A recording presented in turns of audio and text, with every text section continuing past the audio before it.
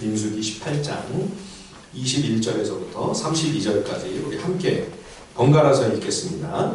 내가 이스라엘의 11조를 레위 자손에게 기업으로 다 주어서 그들이 하는 일, 곧 회막에서 하는 일을 감나니 이후로는 이스라엘 자손이 회막에 가까이 하지 말 것이라 죄값으로 죽을까 하노라. 그러나 레위인은 회막에서 봉사하며 자기들의 죄를 담당할 것이요 이스라엘 자손 중에는 기업이 없을 것이니 이는 너희 대대의 영원한 율례라.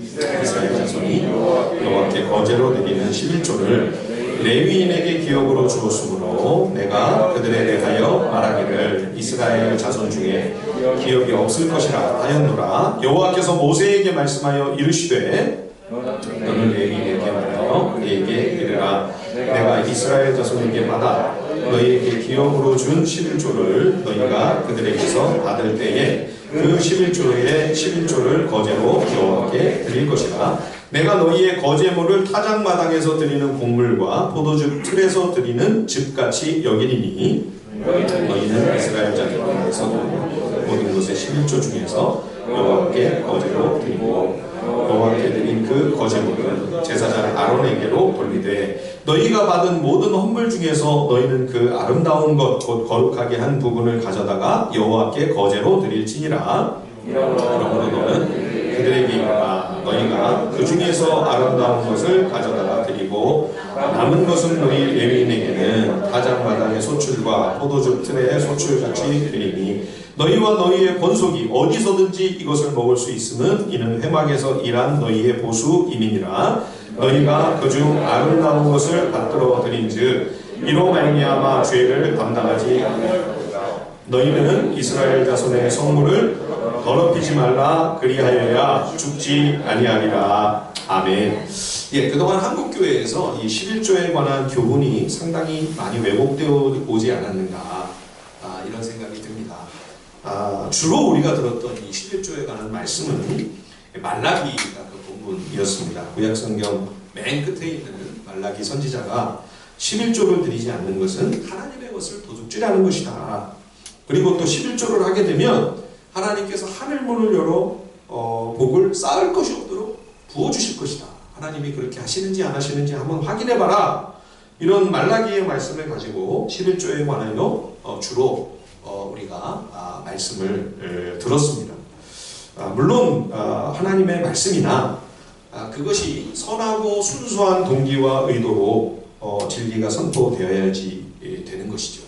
목회자가 욕망과 탐욕으로 그저 교회의 유익만을 위하여 이 말씀을 전한다면 같은 말씀이라도 이게 협박이 될 수도 있고요. 또 기복신앙을 위한 거래로 얼마든지 또 추락이 될 수도 있는 것이죠. 그래서 요즘 우리가 묵상하고 있는 이 민수기에 마침 이 11조를 언급하고 있어서 차제에 한번 우리가 이 11조에 관한 성경적인 뜻을 같이 살펴보는 것이 좋겠다. 그래서 오늘 이 말씀을 여러분과 나누려고 합니다. 레위기 18장에서 광야 이스라엘인데 지금 왜 갑자기 11조에 관하여 말씀을 하고 있나? 광야에서 이스라엘이 지금 끊임없이 하나님 앞에 반역을 해나갑니다. 하나님 말씀을 불순종하고 하나님의 거룩한 질서를 거스르고 또 하나님이 세우신 영적 권위에 도전하는 일들이 끊임없이 막 벌어지죠. 그러다가 이제 가데스 바네아에서 여기서 이제 가나안 땅으로 들어가야 되는데 다시 또 하나님 앞에 불신앙으로 정면 도전을 하면서 이제 가나안 땅에도 못 들어가고 40년간 광야를 돌면서 이제 거기서 세상을 떠날 수밖에 없는 그런 처지에 놓이게 됩니다. 하나님께서는 회개의 기회로 이 40년을 주셨는데 오히려 이스라엘은 하나님을 향한 원망과 모세와 아론을 향한 불평불만이 최고조에 이르게 되죠. 지난 수요일날 우리가 보았지만 민수기 16장에서 레위지파 고핫 자손 고라가 수백 명의 백성을 끌어들여 이제 모세와 아론을 끌어내리고 자기들이 이제 백성을 이끌고 가나안으로 가겠다. 저들은 우리를 가나안으로 인도할 만한 실력이 안 된다. 그런 정말 있을 수 없는 반란이 일어납니다. 그러면서 이제 많은 백성들이 하나님의 진노로 죽어나가는 이틀 동안 거의 한 15,000명 이상 세상을 떠나게 되죠. 그래서 이스라엘 백성의 두려움이 심히 커지게 됩니다. 우리 다 이러다가 죽게 되는 거 아닌가, 망하는 것 아닌가. 민수기 17장 끝에 보면 그래서 12절 13절에 보소서 우리는 죽게 되었나이다, 망하게 되었나이다, 다 망하게 되었나이다. 우리가 다 죽사오니 우리가 다 망하여야 하니까.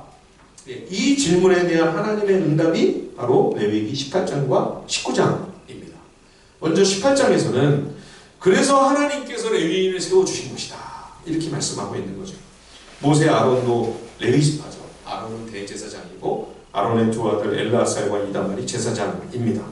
뿐만 아니라 레위의 여러 후손들, 고핫 자손, 게르손 자손, 무라리 자손, 이 레위 지파를 아예 백성들을 위한 제사만을 돕고 섬기며 또 죄를 속하기 위한 제사가 이루어지는 이 성소, 이 성막을 관리하고 유지 보수하고, 또 광야에서는 늘 움직이기 때문에 이 성막은 조립식이었죠. 성전 이전의 성막은 조립식이라 이거를 또 운반할 때 해체하고 또 운송하고 또 도착하면 설치하고, 그래서 오로지 이 일에만 전념하도록 하나님은 레위인들을 따로 구별하십니다. 그래서 이제 이스라엘 모든 지파가 약속의 땅에 들어갔을 때 모든 백성들은 그 집안, 가문 다 집집마다 그 가정별로 공평하게 전도 제비를 뽑아서 공정하게 땅을 다 나눠줍니다. 그런데 이 레위 지파 레위인들은 땅이 없습니다. 예. 그래서 하나님은 레위 지파 이 레위인들에게 내가 너희의 기업이다, 레위의 기업은 나 여호와 하나님이다, 그렇게 하시면서 레위인들에게는 땅을 안 주시죠. 그러니 이제 레위인들이 살아갈 수 있도록 이들의 삶을 이스라엘 백성의 11조로 해결을 하게 하시는 거죠. 그래서 백성의 11조를 가지고 레위인들이 살아가며 레위인들은 또 그들이 받은 11조 중에 또 11조를 드려서 그것은 이제 제사장과 대제사장이 살아가도록, 그 내용이 바로 오늘 우리가 읽는 이 레위기 18장의 말씀입니다. 레위인들은 하나님이 이스라엘을 위하여 허락하신 하나님의 선물입니다. 레위인 제사장이 있어 이스라엘과 하나님 사이에서 중재자의 역할, 중보자의 사명을 감당하므로 이스라엘은 끊임없는 광야의 위험과 위기 속에서도 하나님의 진노 가운데 진멸되지 않고 살아남게 되는 것이죠. 지금 민수기를 묵상하면서 모세와 아론이 제일 많이 하는 일이 뭡니까? 이스라엘이 거역을 하고 반역을 행할 때마다 그저 하나님 앞에 엎드리는 겁니다. 예, 뭐라고 백성들하고 멱살잡이를 할 수도 없고요. 예, 오직 하나님 앞에 엎드려 하나님의 긍휼을 구하고 모세 아론에게 손가락질을 하고 잡아 끌어내리려고 분쟁을 일으키고 다툼을 벌이는 백성들을 위하여 하나님 앞에 엎드리면서 하나님 진노를 거두어 주십시오, 이들을 용서해 주시기를 원합니다, 하나님의 사조의 은총을 구하는 것, 이것이 하나님과 죄인 사이에서 중보자의 역할을 감당하는 레위 사람, 레위인의 가장 중요한 중책이었죠. 이 중보자의 사역은 장차 우리 죄인과 하나님 사이에서 십자가로 말미암아 우리 죄의 문제를 해결하고 하나님의 생명과 우리를 연결시켜 주시는 우리 주 예수 그리스도를 미리 보여주는 모형이요 그림자입니다. 그래서 레위인들을 하나님께서 우리에게 주신 귀한 선물로 여기고, 백성들은 저들이 우리를 위하여 맡은 그 사명과 책임을 잘 온전히 감당할 수 있도록 이 레위인을 이스라엘 백성에게 하나님께서 맡기신 거죠. 이게 바로 11조의 정신입니다. 이 11조의 맨 처음 시작은 아브라함이죠. 창세기 14장에서 믿음의 조상 아브라함이 이제 조카 롯을 구하기 위해 가나안 전쟁에 뛰어들었습니다. 그런데 사실은 가나안은 큰 그 왕들이고 강대한 군대를 가지고 있는 그러한 제대로 된 그런 국가들이잖아요, 그렇죠? 그리고 아브라함은 그저 이제 겨우 가나안에 와서 정착한 족장이란 말이죠. 예, 군대가 다 해봐야 동맹한 종들까지 다 끌어모았더니 겨우 318명이었습니다. 그걸 가지고 가가지고 전쟁을 하겠다. 사실은 계란으로 바위치는 거죠. 예, 바보짓입니다. 정말 죽으려고 간 거예요. 그런데 놀랍게도 예상치 못한 큰 승전을 거두고 롯과 그 식구들을 다 성공적으로 구해내게 됩니다. 아브라함이 너무 감격스러워서 하나님이 이걸 하신 일이다. 너무 감사해서 돌아오는 길에 자기가 얻은 전리품 가운데 그 10분의 1을 11조를 멜기세덱 제사장에게 드린 거죠. 이 멜기세덱은 예루살렘의 왕이라고 그랬거든요. 그리고 지극히 높은 하나님의 제사장이다. 근데 누구 아들인지 어느 집안인지 어느 집안의 후손인지도 모르고 족보도 없어요. 대인에 가려진 인물입니다. 그래서 히브리서 기자는 이 멜기세덱이 바로 예수 그리스도를 예표하는 그러한 인물이다. 그러니까 아브라함이 11조를 누구한테 드린 겁니까? 하나님의 아들 예수 그리스도께 드린 거죠. 11조는 예수님이 친히 제정하신 그러한 제도인 거죠. 우리가 드리는 11조를 예수님이 친히 소중한 헌물로 받으신다라고 하는 것을 우리가 알 수 있습니다. 자, 그럼 여러분, 아브라함은 왜 10분의 1을 드렸을까요? 10분의 1, 10%는 하나님의 몫이고 90%는 내 몫이다. 그런 의미가 아니죠. 생각지도 못한 큰 승리를 거둔 것은 하나님이 행하신 일이므로 내가 얻은 이 승리 그리고 이걸 통해 얻게 된 그 모든 전리품은 다 하나님이 주신 것이다. 예, 이 믿음의 고백이 바로 11조였던 겁니다. 여러분, 이것이 11조의 근본 정신입니다. 내게 속한 모든 것, 내가 소유하고 누리는 모든 것의 주인이 내가 아니라 하나님이십니다. 하나님의 소유입니다. 하나님이 주인이시고 나는 종이며 그것을 잠시 그저 맡아 관리하는 청지기일 뿐입니다. 이게 여러분 11조에 담긴 믿음의 고백입니다. 그래서 우리는 11조를 드릴 때마다 내 모든 것의 주인이 내가 아니고 하나님이시다. 예, 우리 주님이시다. 이거를 잊지 않고 늘 생각하는 겁니다. 여러분, 우리가 이 땅에 올 때 뭐 하나 가지고 온 것이 있습니까? 그야말로 빈손으로 왔죠. 예. 혹시 이 중에 나오실 때 이렇게 금수저 딱 하나 물고 이렇게 나오신 분 계세요? 예. 그런 분 아무도 없죠. 그렇죠?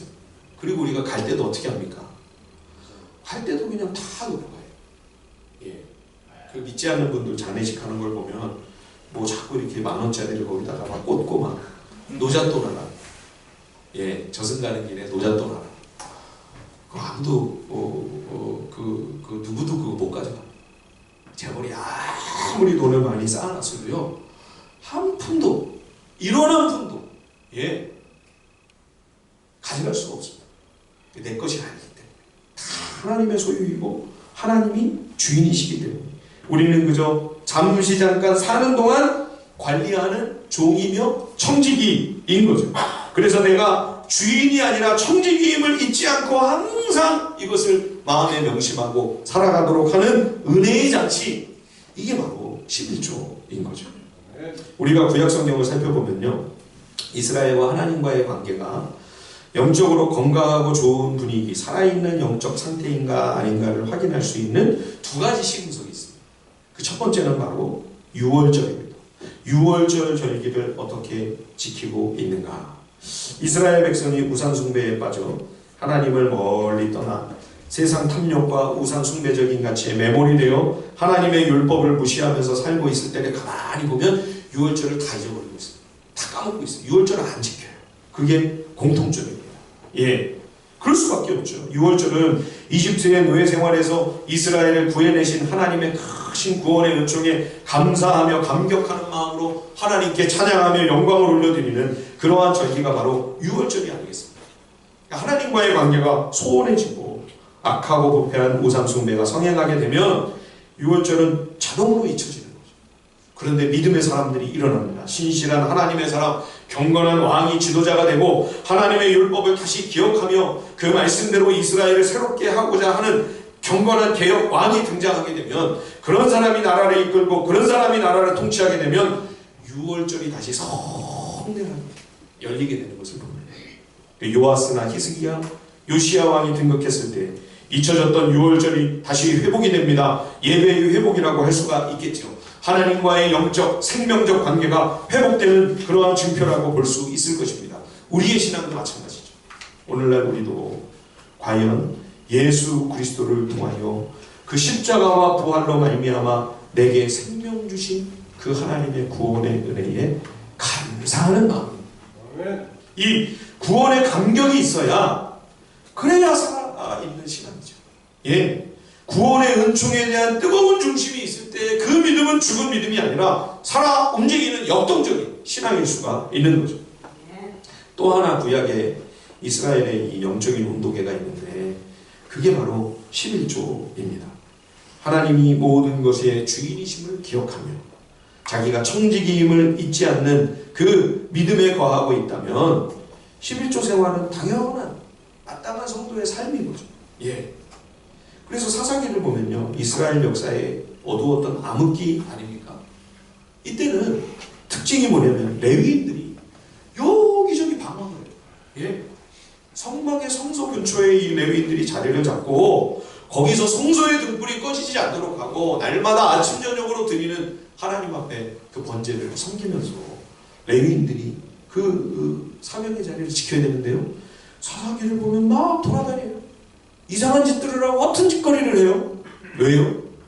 백성들이 11조를 하는 거예요. 레위인들이 살 길이 막막하죠.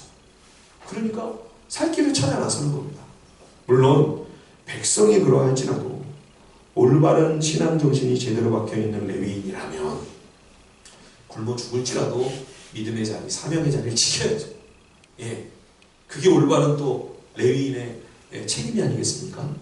그러나 그렇게 자기 자리를 지키지 못한 레위인도 잘못이지만 그들을 제대로 책임져 주지 않은 이스라엘 또한 그들의 하나님 앞에서의 책임과 사명을 잘 감당하지 못하는 것이죠.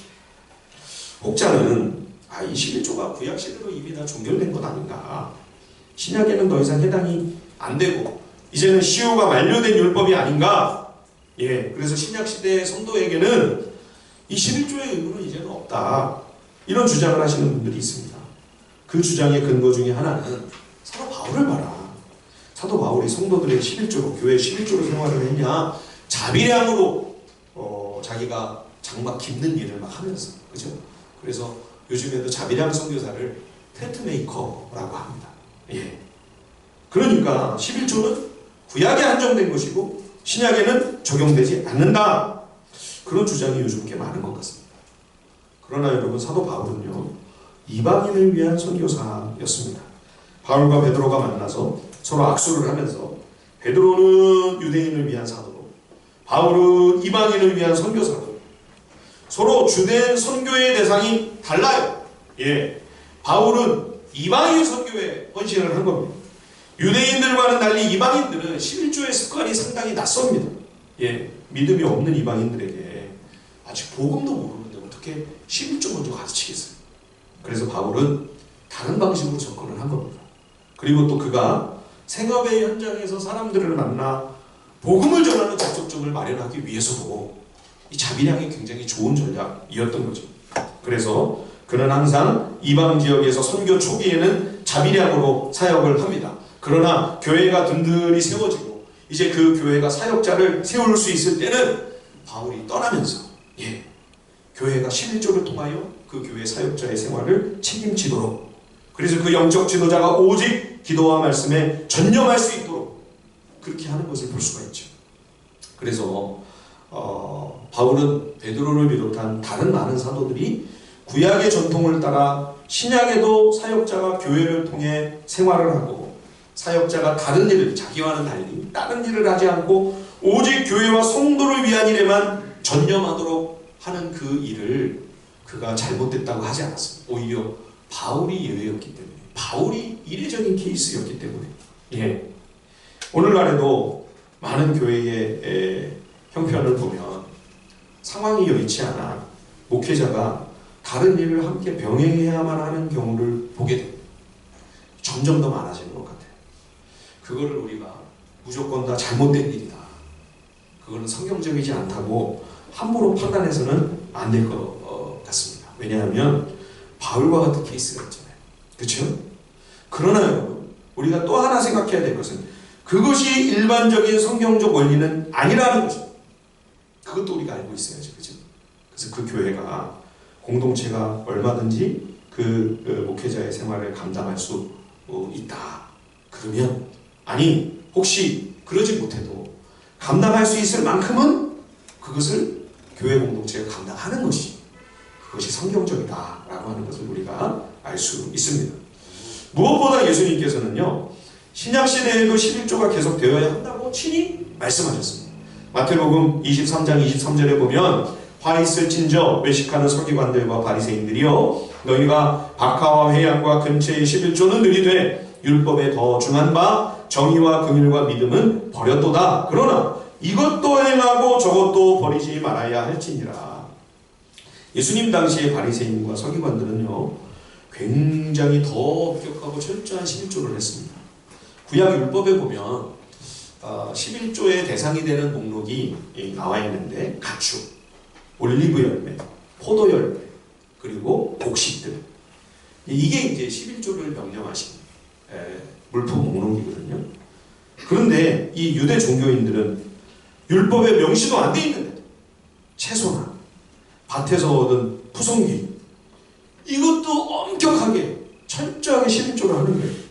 근데 주님이 문제 삼으신 것은 그게 아니었어요.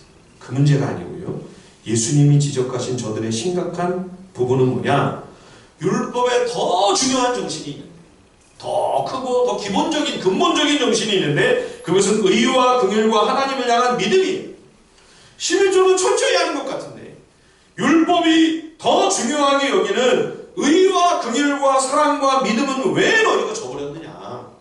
그래서 주님이 너희가 그렇게 열심히 11조 하는 거 잘하는 거지만, 그러나 율법의 더 중요한 핵심 정신을 결코 잊어서는 안 된다. 그걸 교훈하신 말씀이 마태복음 23장이죠. 그래서 이것도 행하고, 그렇죠? 11조도 행해야 하지만, 그러나 뿐만 아니라 거기서 멈추지 말고, 거기서 만족하지 말고, 율법에 보다 중요한 근본 정신을, 그거를 깨닫고 공의를 행하며 자비와 긍휼을 베풀며 하나님을 향한 신뢰와 믿음을 저버리지 말아야 한다. 그러니 예수님께서 신약에도 여전히 11조는 유효하다 말씀하신 것이죠.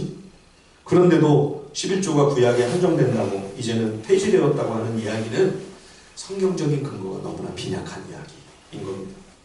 그런 주장을 하는 분들의 근거는 또 하나, 이제 신약 성경에 11조에 관한 언급이 거의 없다는 겁니다.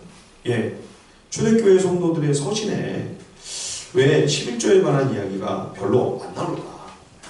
그건요, 초대교회 성도들이요, 11조 정도만 아니라 그 이상의 헌신을 했기 때문입니다.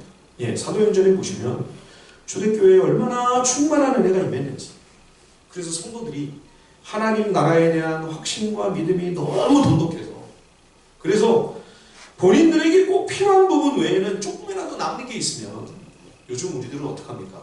여유가 생기면 무조건 묻어두려고 하잖아요. 그렇죠? 썩더라도, 썩어서 버리더라도 베풀거나 나누지는 잘 않으려고 하지 않습니까? 그런데 초대교회 성도들은 조금이라도 남는 게 있으면 다 하나님 앞에 가져옵니다. 그래서 교회에서 그거를 어려운 힘든 성도들에게 다 나눠준 것입니다. 그래서 교회 안에 극빈자가 없었다라고 이야기할 만큼 초대교회 성도들은 11조 정도가 아니라 그 이상으로 자신들의 삶을 나누는 일에 적극적이었던 거죠. 그러니까 굳이 11조를 얘기할 필요가 없었던 겁니다. 사도 바울이 이방인 교회에 구호기금을 요청한 일이 있습니다. 유대 땅에 가뭄이 몇 년 동안 극심하게 되었어요. 그래서 유대인 출신 그리스도인들의 교회가 심한 환란 가운데 있었습니다. 얼마 전에 우리 튀르키예에 대지진이 일어나죠. 우리도 합신 교단 차원에서 긴급 구호 기금을 모아서 보냈잖아요. 우리 교회도 이제 동참을 했죠. 그와 같이 팔레스타인에 임한 큰 재난으로 소아시아와 유럽에 있는 이방인 출신 그리스도인들이 열심히 기금을 모아가지고 바울과 선교사들이 그 귀한 기금을 유대 땅으로 가져가 전달을 하게 됩니다. 그런데 여러분, 소아시아, 마게도니아 그 이방인 지역의 교회들이 얼마나 가난하고 얼마나 힘들었습니까? 지난 주일에도 말씀드린 것처럼 초대교회 성도들은 세상에서 무슨 힘있고 유력하고 그런 사람들 별로 많지 않았습니다. 고린도전서 1장에 보면 바울이 이렇게 얘기하잖아요. 고린도 교회 성도들에게, 형제들아 너희를 부르심을 보라. 육체를 따라 지혜로운 자가 많지 아니하며 능한 자가 많지 아니하며 문벌 좋은 자가 많지 아니하도다. 그러나 하나님께서 세상에 미련한 것들을 택하사 지혜 있는 자들을 부끄럽게 하시려고 세상의 약한 것들을 택하사 강한 것들을 부끄럽게 하려 하시며 하나님께서 세상의 천한 것들과 멸시받는 것들과 없는 것들을 택하사 있는 것들을 폐하려 하시나니 이는 아무 육체도 하나님 앞에서 자랑하지 못하게 하려 하시니라. 이 초대교회의 상황이었어요. 예. 여기다가 로마 제국의 극악무도한 야만적이고 잔인한 박해가 끊임없이 계속되었죠. 그러니 얼마나 힘들었겠습니까? 그런 교회들을 향해 사도 바울이 저 멀리 유대 땅에 우리와 같은 그리스도인 형제자매들이 지금 강으로 고난을 당하고 있는데 우리가 도와야 되겠다. 기금을 모으자. 그런 거예요. 너무 심한 거 아닙니까? 벼룩이 간을 해먹지. 근데 여러분 참 놀라운 거는요. 소아시아와 마게도니아 교회의 성도들이 있는 힘을 다해. 아니 힘에 지나도록까지 마음과 정성을 다해서 구제헌금을 한 것입니다. 그래서 거액의 기금이 모아졌어요. 그것이 바울을 통하여 선교사들을 통하여 그 피와 같은 생명 같은 그 구호기금이 유대 땅의 환난 중에 있는 성도들에게 전달이 되었을 때 얼마나 큰 하나님의 위로와 격려가 있었을까요? 예. 그래서 고린도후서 8장에 보면 바울이 이렇게 이야기를 하는 겁니다. 형제들아 마게도니아 교회들에게 주신 은혜를 우리가 너희에게 알리노니 환난의 많은 시련 가운데서 그들의 넘치는 기쁨과 극심한 가난이 구제헌금을 풍성하고 넘치도록 하게 하였느니라. 내가 증언하노니 그들이 힘대로 할 뿐 아니라 힘에 지나도록 자원하였다. 예. 가난이 극심한 상황에서도 환난과 시련이 그렇게 많은데 더 힘들고 더 어려운 이웃들을 돕겠다고 힘이 미칠 정도가 아니라 힘에 지나도록 힘에 붙일 만큼 그렇게 자발적으로 여기에 동참했다고 하는 거죠. 사도 바울이 이러한 마게도니아 교회 성도들의 눈물겨운 헌신을 보면서 고린도 교회 성도들에게 이렇게 가르치고 있는 것을 볼 수가 있습니다. 고린도후서 9장 10절에 보면 심는 자에게 씨와 먹을 양식을 주시는 이가 너희 심을 것을 주사 풍성하게 하시고 너희 의의 열매를 더하게 하시리니. 그러니까 하나님께서 우리가 먹을 열매만 주시는 게 아니라 모두 같이 주신다고요. 씨도 같이 주시는 거예요. 씨. 그러니까 하나님이 주시는 씨와 열매가 있는데 열매는 우리가 먹어도 되지만 씨는 먹으면 안 되죠. 예, 농부들이 씨와 열매 이게 비슷한 것 같은데 철저하게 구분을 합니다. 아무리 먹을 게 없어도 종자는 절대 먹지 않죠. 왜요? 심어야 돼요. 그렇죠? 아무리 힘들어도 이걸 심고 이걸 뿌려야 더 풍성한 열매가 있지 않습니까? 그죠? 더 풍성한 열매가 있어야 또 더 많이 뿌리고 더 많이 심을 수가 있는 것이죠. 초대교회 성도들이 그 어려운 여건 속에서도 감동적인 나눔의 삶을 실천한 것은 그것이 바로 11조의 정신이기 때문입니다. 11조는요 레위인과 제사장, 대제사장의 삶만을 책임지는 것이 아니라 안식년을 기준으로 3년째 되는 해의 11조는 가난하고 빈궁한 백성들을 위한 구제와 나눔의 기금으로 사용하게 하십니다. 신명기 26장 12절에 보면요 이런 말씀이 나옵니다. 신명기 26장 12절입니다. 셋째 해 곧 11조를 드리는 해에 내 모든 소산의 11조 내기를 마친 후에 그것을 레위인과 객과 고아와 과부에게 주어 내 성읍 안에서 먹고 배부르게 하라. 셋째 해의 11조. 이 셋째 해는 이스라엘은 그 안식년과 희년으로 돌아가는 거 아니에요? 50년 단위로. 그죠? 그래서 그 사이에 이제 7년째마다 이제 안식년이 돌아오는데, 그래서 그 7년째에는 7번째 해예요. 우리 6일 동안 창조하시고 7일째 안식일을 제정하신 것처럼. 그래서 첫째 해, 둘째 해의 11조는 레위인들, 제사장들과 대제사장들의 몫이 되는 겁니다. 셋째 해의 11조는 이게 레위인들에게만 주는 게 아니라 그거를 뚝 잘라서 그 나머지를 또 여기 최하층 빈민들과 그리고 기업이 없는 이 땅에 와서 노예가 되고 종이 되고 나그네가 된 백성들에게 이거를 다 나눠줘서 배불리 먹도록. 그리고 이제 네 번째, 다섯 번째 해의 11조는 또 레위인에게 가고, 여섯 번째 안식년 전해의 이 여섯 번째 해의 11조는 또 그렇게 잘라서 가난한 백성들에게 또 나눠줍니다. 그리고 일곱 번째 해 안식년이 되면 어떻게 합니까? 그럼 빚을 다 탕감해 줍니다. 빚이 다 없어져요. 그리고 노예, 이스라엘 백성 중에 노예가 된 사람들은 다 해방을 시켜줍니다. 예. 그게 이제 7번씩 77이 49. 그 다음에 희년 50년째 해가 되면 어떻게 해요? 노예 해방해주고 비탕감해주는 것뿐만 아니라 땅도 원주인에게로, 원래 기업에게로 다 돌려주는 거예요. 이게 희년이죠. 그러니까요, 이스라엘 백성들의 이 율법 정신은요, 엄청난 파격적인, 정말 진보적이라고 해도 모자랍니다. 너무나 레디컬한, 급진적이고, 레디컬도 좀 약해요. 혁명적인 겁니다. 혁명적. 지금부터 3,500년 전에 이런 사회복지제도를 만들어서 이 11조를 통하여 모두가 함께 같이 상생할 수 있는, 혼자서만 배불리 승자가 다 독식하고 홀로 천상천하에 유아독존하는 나만 혼자 배불리 다 차지하겠다. 모든 것을 다 약육강식으로 차지해서 모두가 함께만한 시스템이 아니라 함께 같이 행복하게 살아가는 그러한 시스템을 이렇게 율법 정신에, 11조 정신에 벌써 이렇게 담아 놓으신 것이죠. 그러므로 이러한 11조의 율법을 우리가 생각할 때 오늘날 교회의 11조를 사역자들의 생활이 가능하도록 하는 것뿐만 아니라 교회의 여러 운영과 또 구제와 그리고 선교를 위해 나누고 헌신하는 것, 지극히 성경적인 일인 거죠. 예, 어떤 분들은 교회가 선교에만 너무 열심을 내는 게 아니냐, 국내에도 어렵고 힘든 이웃이 많은데 왜 이렇게 선교를 많이 하냐, 국내에 있는 어려운 사람들 돕는 게 먼저 아니냐, 그것도 일리가 없진 않습니다. 그런데 선교지의 상황들을 한번 살펴보면, 여러분 요즘 여행 많이 가시죠, 그죠? 근데 그 여행 가시는 중에 한 번쯤은 꼭 선교지를 꼭 방문하셨으면 좋겠습니다.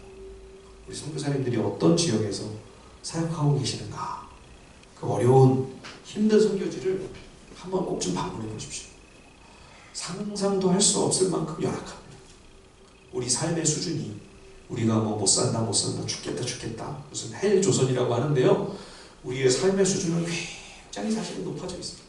예, 지금 굶어 죽는 거는 그거는 뭐 둘째치고요. 당장 마시는 물 한 컵, 이거 깨끗하고 안전한, 위생상으로도 아무 염려가, 우리는 뭐 수돗물 틀면 깨끗한 물이 막 나오잖아요. 깨끗한데도 그것도 불안해가지고 집집마다 정수기를 다 달아놓고 틀면 그냥 받아가지고 바로 마시지 않습니까? 근데 얼마 전에 유엔에서 지지난 날이군요. 3월 달에 유엔에서 통계가 나왔는데요. 아직도 지구상에 4명 중에 1명만 깨끗하고 안전한 물을 마시고요. 4명 중에 3명은 여전히 안전하지 못한, 위생적이지 않은, 불안한, 물을 마시면서 살고 있다. 한번 보여주시죠, 지도. 이게 이제 물 빈곤 지도입니다. 색깔이 짙을수록 물이 깨끗하고 안전한, 이게 이제 물 부족 국가만 얘기하는 게 아니라 어느 나라가 더 안전하고 깨끗한 식수에 보다 용이하게 접근할 수 있는가. 그래서 저 캐나다 같은 나라 제일 색깔이 짙잖아요, 그죠? 저 유럽도 그렇고 여기는 깨끗하고 안전한 물을 비교적 충분하게 공급받을 수 있는. 근데 이제 색깔이 점점 노랗게 되는, 보시면 여기 중국, 인도도 다 포함이 돼요. 아시아의 많은 나라들이 여전히 이 부분에서 열악하고요. 심지어 하얀 나라도 있어요. 하얀 나라는 데이터가 아예 없다는 겁니다. 통계 자체가 아예 없고, 그리고 이제 중동의 여러 지역들, 그렇죠? 저 몽골, 티베트, 중앙아시아, 그리고 중동의 여러 지역도 심지어 5.1달러로 잘 산다고 하는데 격차가 너무 큰 거죠. 가난한 백성들이 여전히 많아요. 그리고 아프리카는 제일 열악하죠. 그렇죠? 여러분, 지금 이게 우리가 21세기에 2023년도 우리가 살아가는 현재 상태예요. 현재 우리는 우리가 살만하니까 세계의 많은 인구, 수십억의 인구들이 다 우리처럼 괜찮을 거라고 생각하는데 그렇지 않습니다. 물 한 잔도 안심하고 못 마시는 나라들이 4명 중에 3명이 지금 그런 상황이라고 해요. 그러니까 우리가 이 나라의 구제도 시급하지만 선교지에 우리가 선교원고 보내는 거, 저는 보다 좀 더 시급한 문제라고 생각을 하는 거죠. 여러분, 이런 시대를 우리가 살아가며 교회가 11조를 가지고 자기 배만 불리고 교회 건물만 크게 지으려고 하고, 목사와 성도들도 11조 하면 그러면 내 삶이 더 부유해지고 내가 더 부자가 될 수 있으니 11조 가지고 하나님 여러분, 이것은 율법의 정신이 아니죠. 성경적이지 않습니다. 그것은 하나님이 원하시는 11조의 정신이 아닙니다. 교회의 11조가 많아지면 여러분, 이런 나라들이 덕을 봐야죠. 선교금을 더 많이 나누고, 더 많이 구제하고, 더 많이 돕고, 더 많이 섬기고. 여러분, 고이면 썩습니다. 여러분에게 하나님이 많은 은혜를 주시면 여러분 그거 묻어두지 마십시오. 하나님을 위하여 잘 사용하세요. 그거 쌓아놔봐야 여러분들에게도 좋지 않고 여러분들 자손들 다 망합니다. 잘 쓰셔야 돼요. 어떻게 우리가 복의 근원이 되었는데, 그러면 땅의 모든 족속이 너를 통하여 복을 받게 될 것이다, 그렇게 말씀하셨다면, 주님이 우리에게 11조를 많이 할 수 있는 은혜를 주신다면 부지런히 나눠야죠. 이게 11조의 정신이에요. 베풀어야 합니다. 줘야 합니다. 여러분, 우리가 통로가 돼요. 교회가 많이 쌓이니까 어떻게 돼요? 싸우기만 하잖아요. 분쟁과 다툼만 일삼지 않습니까? 여러분, 11조는 쌓아두라고 주는 게 아니에요. 섬기라고, 주라고, 베풀라고, 나누라고. 그럴 때 교회가 살아나는 거죠. 제가 아버님, 어머님이 저 충청도에 넘기셔도 됩니다. 충청도 시골에서 20년 동안 미자립교회를 섬기셨습니다. 어느 날인가 제가 대학생 때인데 저는 도시로 나와 있었거든요. 집에 가보니까 두 분이 사시는데 분위기가 싸한 거예요. 그래서 무슨 일인가 그랬더니 아버님이 이제 그 옆에 동네들은 무교회 지역이었어요. 교회가 없는 동네였어요. 그래서 이제 그 동네만 아니라 조그만 산을 넘어서 내를 건너서 옆에 있는 마을, 교회가 없는 지역으로까지도 가셔가지고 복음을 전하곤 하셨습니다. 근데 바로 조그만 산 하나 넘으면 봉길이라는 마을이 있었는데, 그 봉길이에 어느 날 젊은 전도사님이 아이들을 조랑조랑 데리고 교회를 개척을 하셨다는 거예요. 아버님 너무 기뻐하시는 거예요. 내가 이제 봉길이나 안 가도 되겠다. 너무 반갑다고, 너무 기뻐하시면서 이 가정을 환대를 하셨는데 교인이 아무도 없잖아요. 후원으로 살아가야 되는 그런 상황이니까 어머니랑 의논을 하셔야 되는데 어머니랑 의논도 안 하시고 덜컥 매달 후원을 하겠다고 약속을 하고 오신 거예요. 그래가지고 이제 어머니는 속상하신 거죠. 이런 거를 나하고 의논을 해야지. 우리도 후원으로 지금 살고 있는데 자기 마음대로 가서 덜컥 후원을 약속하고 지금 누가 누구를 돕나? 그런 마음이 있으셨던 거죠. 여러분, 귀하고 소중하고 중요한 일이실수록 우리 특별히 남편분들에게 꼭 부탁드립니다. 부인하고 의논을 잘 하셔야 됩니다. 우리 주님이 십자가의 영성, 제자도의 영성을 자기 부인이라고 말씀하셨죠. 자기를 부인하고 자기 십자가를 지고 나를 쫓으라. 자기 부인 말을 잘 듣는 게 우리 남편들의 십자가의 영성입니다. 부인하고 잘 의논을 하시고 배우자가 왜 배우자라고 그랬죠? 오늘도 배우겠습니다. 잘 배우겠습니다. 당신 말을 잘 듣고 제가 열심히 배우겠습니다. 그래서 배우자라고 그랬죠? 이게 우리 남편들의 십자가 영성, 제자도 영성의 핵심입니다. 부인하고 의논을 해야죠. 그게 자기 부인이죠. 그걸 안 하고 그렇게 하셔가지고 어머님이 속상하신 거예요. 그래서 아버님 마음이 얼마나 기쁘시면 그러셨겠냐. 제가 중재를 하느라고 했는데 잘 안 됐습니다. 그러다가 이제 얼마 안 있다가 또 집에를 갔는데 어머님 얼굴이 화나신 거예요. 그래서 무슨 일이신가 그랬더니, 야, 희한하다. 이렇게 후원금도 나가고 그러면은 우리 11조가 줄어야 되는데, 그 교회에서 우리 아버님 어머님이 11조를 제일 많이 하셨거든요. 근데 야, 11조가 자꾸 는다 야 그러시는 거예요. 나가면 줄어야 되잖아요. 그죠? 없어져야 되잖아요. 쪼그라들어야 되잖아요. 보냈더니 줬더니 하나님이 자꾸만 더 채우시는 거죠. 여러분, 이게 11조의 신비, 11조의 비밀이에요. 주면, 베풀면, 나누면 그 깨끗한 통로가 된 그에게 하나님께서 더 풍성하고 더 많은 은혜를 베풀어 주시는 거죠. 그래서 우리 교회도 아직 이렇게 상가에 새들어 있는 교회지만, 그러나 우리만 어떻게 살아남겠다. 아니요, 그건 11조 정신이 아니에요. 어떻게 우리보다 더 힘들고 더 어려운 교회들과 함께 교회들이 건강하게 하나님께서 기뻐하시는 모습으로 잘 세워져 갈 것인가. 그래서 지난 연말에 우리 함께 나눈 교회 세워질 때도 우리가 미력 하나만 힘을 보탠 거죠. 저는 제 마음에는 사실은 그런 욕심이 좀 있었습니다. 우리가 좀 11조를 하면 좋겠다. 우리 교회의 11조. 그동안 하나님이 베푸신 은혜, 그동안 하나님이 우리에게 허락하신 약 7년 동안 하나님께서 우리에게 쏟아 부어주신 그 은혜를 제가 다 계산은 안 해봤지만 그래도 대략 한 이 정도를 우리가 함께 나눈 교회를 좀 도와야 되지 않을까 싶은 제 마음이 있었는데, 그렇게 얘기를 하면 여러분들이 다 시험 드실 것 같아가지고 그래도 여러분들이 굉장히 힘을 써주셔서 같이 우리가 힘을 보태지 않았습니까? 참 정말 마음에 감사한 마음이 있습니다. 그게 11조의 정신이에요. 우리가 우리 교회에 하나님께서 복과 은혜를 베풀어 주실 때 우리 교회만 아니라 다른 교회들과 함께 어깨동무하여 하나님 앞에서 아름답게 더 힘있게 세워져 나가는 것.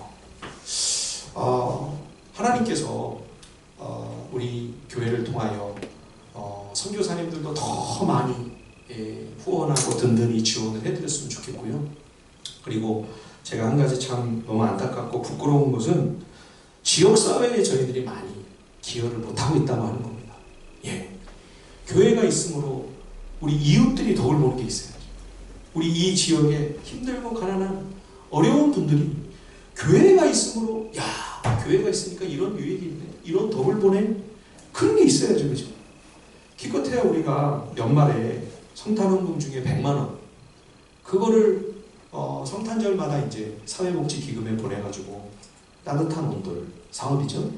어려운 이웃들을 위한 거기에 이제 우리가 보태는 건데, 그나마도 꾸준히 몇 년을 했더니 구청장님이 표창장을 주겠다고 연락이 온 거예요. 그래서 몇 번을 사양을 했습니다. 그러니까 이제는 전화를 안 하는데, 왜 사양을 했냐면 제가 그랬어요. 교회가 더 많이 섬겨야 되는데 너무 조금밖에 못해서 부끄럽습니다. 상 받을 만한 일이 못 됩니다.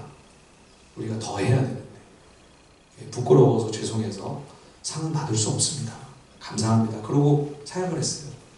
더 많이 우리가 섬겨야 합니다. 바라기는 하나님께서 우리 성도님들의 가정에 많은 은혜를 주셔서 여러분들의 11조가 더 많아지기를 간절히 소원합니다. 우리 교회의 재정이 더 많아지면 좋겠습니다. 하나님께서 더 많은 은혜를 쏟아 부어 주셨으면 좋겠습니다. 그러나 그것이 우리 가정이 부자가 되고 우리 교회가 더 커지는 거기에서 멈추지 않냐. 우리가 어떻게 하면 선교를 위하여 더 많이 우리가 섬기며 베풀며 나누며 하나님이 기뻐하시는 일을 우리가 더 많이 도모할 수 있을까? 이것을 꿈꾸고 생각하면서 하나님께서 우리에게 베풀어 주시는 그 귀한 복과 은혜가 우리를 통로서 정말 하나님의 풍성한 그 은혜와 선하심과 자비하심이 많은 사람들에게 혜택이 미쳐지는 그런 축복의 통로로 쓰임받는 여러분들과 우리 교회 공동체가 되기를 주님의 이름으로 간절히 축원드립니다. 우리 시간 함께 찬양하고요. 주님 앞에 주신 말씀 붙들고